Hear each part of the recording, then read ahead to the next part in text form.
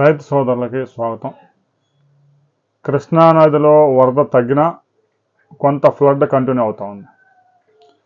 ఆల్మట్టి డ్యాంలో మరోసారి ఏ క్షణంలోనైనా 5 గేట్లు ఎత్తే అవకాశం ఉంది. ఆల్మట్టి డ్యాంకి ఇప్పటికే ఎగువ నుంచి 80,000 క్యూసెక్కుల పైగా వరద వచ్చి చేరుతా ఉంది. ఆల్మట్టి డ్యాంలో విద్యుత్ ఉత్పత్తి ద్వారా ఒక 16,000 క్యూసెక్కులు, కెనాల్స్కి ఒక 9,000 క్యూసెక్కులు రిలీజ్ చేస్తూ ఉన్నారు.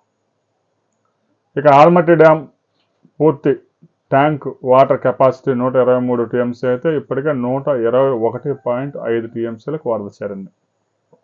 కేవలం 1.5 టీఎంసీ మాత్రమే క్వశ్చన్ ఉంది. ఏ క్షణంలోనైనా గేట్లు మరొకసారి ఎత్తే అవకాశం స్పష్టంగా ఉంది. ఎగువ ప్రాంతాల నుంచి ఫ్లడ్ ఎప్పుడైతే 35,000 క్యూసెక్కులకు పూర్తిగా తగ్గిపోతుందో అప్పుడు గేట్లు మూసివేస్తారు. అయితే కర్ణాటకలో మరొకసారి రాబోయే 2 రోజుల్లో పెద్ద ఎత్తున వర్షాలు నమోదయ్యే అవకాశం ఉంది అని భారత వాతావరణ శాఖ ఒక రిపోర్ట్ రిలీజ్ చేసింది. దానికి సంబంధించి కర్ణాటకలో కొన్ని ప్రాంతాల్లో తీవ్రమైన కరువు కూడా ఉంది. ఒక జిల్లాలో వర్షాలు, ఒక జిల్లాలో కరువు వెంటాడుతున్నాయి. కర్ణాటకలో కూడా 39% లోటు వర్షపాతం నమోదైంది. కొన్ని ప్రాంతాల్లో అధిక వర్షాలు నమోదయ్యాయి.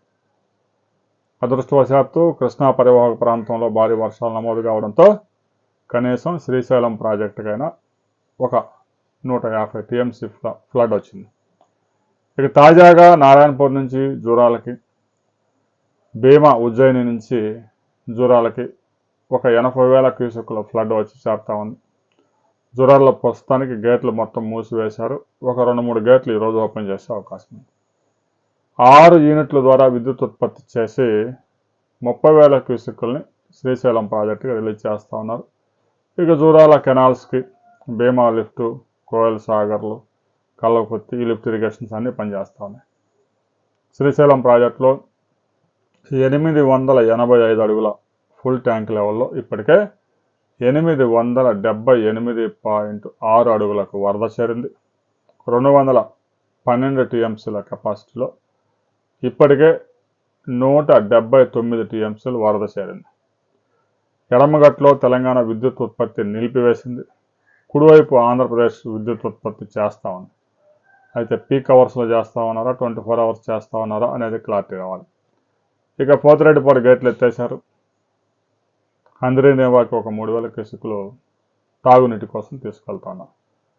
ఇక శ్రీశైలం నుంచి విద్యుత్ ఉత్పత్తి ద్వారా వచ్చిన ఆ ఫ్లడ్ ఏదైతే ఒక 30,000 క్యూసెక్కుల దాకా ఉందో అది నాగార్జున సాగర్కి చేరుతా ఉంది.